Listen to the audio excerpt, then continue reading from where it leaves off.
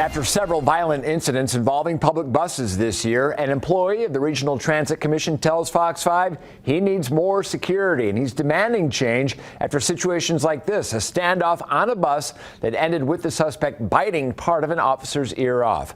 Fox 5's Mike Allen went back to that scene of that standoff at Durango and Blue Diamond with an update on bus security. He joins us live. Mike? Yeah, John, that happened about 5 months ago, and since then there have been many more violent assaults happening on RTC buses here in the Valley. We're still having assaults in our buses, in our community. Passengers are complaining. You know, we have a lot of complaints, but not enough answers. Despite efforts to make RTC buses safer, we now have more than 247 contracted security officers on our transit system at our facilities. RTC bus driver Leo Henderson says he'd like to see more done. Day after day, I'm always getting a bad news of somebody getting hurt, somebody getting stabbed.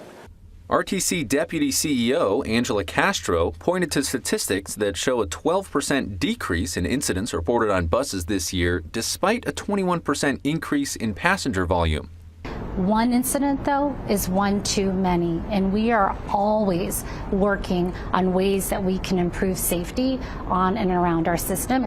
In addition to more lighting on buses and at bus stops, Castro says RTC has just finished the pilot for mobile panic buttons. The operators can push that button at any time, whether they are on the bus or off the bus, that alerts our control center, and then they can automatically deploy resources to the troubled spot. Henderson says, though, the big changes he wants to see are at the legislative level. For example, he'd like to see bus drivers better equipped to handle passengers who carry guns on buses.